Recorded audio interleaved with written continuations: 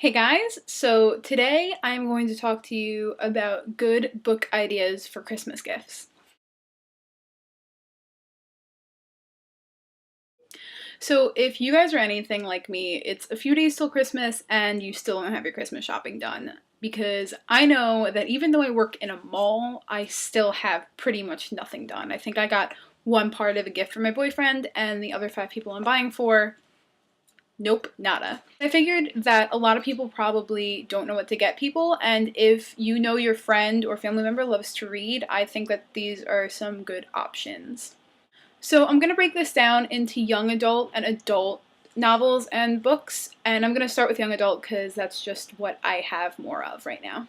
I think one great book idea for a young adult or a teenager would be anything by John Green. John Green is a terrific young adult writer, and honestly, I think he's one of the most popular ones. These are only 3 of his books. He has 4 that he's written alone and 1 that he co-wrote. This is Paper Towns, and it's about a boy named Quentin and a girl named Margot who go on an all-night adventure.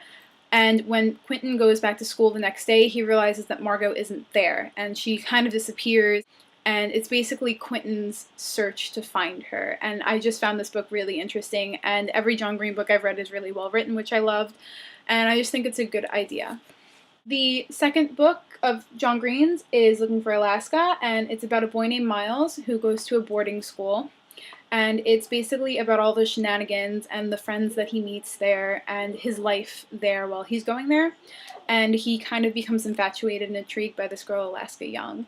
And there's a whole big mystery that happens in the middle of the book that I'm not going to spoil for anybody if you wanted to read this and haven't read it yet.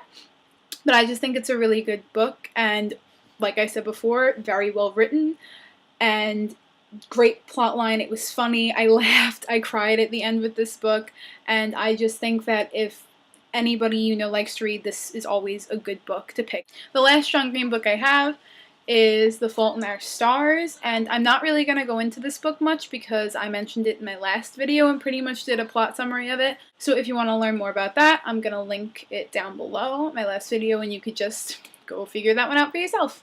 If you wanted to stick with the idea of high school students and trying to really hit home with them, besides John Green, there is a book that was recently made into a feature film that everybody was super excited for, and I'm sure everybody knows what book I'm talking about. I'm talking about The Perks of Being a Wallflower by Stephen Chbosky, or Chbosky. I probably pronounced it wrong, but that's okay. This book is written in a letter format by a boy named Charlie who is writing to a friend that we never find out who it is.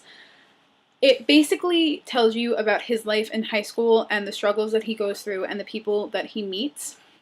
There are some very deep issues brought up in this book, which is why I think it's just so perfect for high school students, because it just hits home in a lot of different ways. There's homosexuality, there's sexual abuse, there's all kinds of different things brought up in this book, and I think that there's something for everybody in it.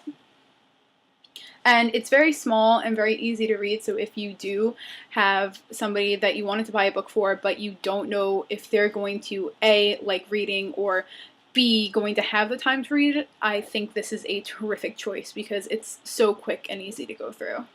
Again, with the idea of high schoolers, I think that my next book is probably a really great choice. It's 13 Reasons Why by Jay Asher. And for those of you who don't know about this book, it's about a boy named Clay Jensen who comes home from school and there is a package for him, and it's a bunch of cassette tapes. When Clay plays the cassette tapes, he realizes that the voices on them sound familiar, and he realizes that the voice is the voice of Hannah Baker, a girl in his grade who just committed suicide. Hannah tells him on the tapes that these tapes are being distributed throughout 13 people. She tells him that each person has a tape, and that each tape explains how they were a part of the reason she killed herself. Alright, and with that we are done with young adults.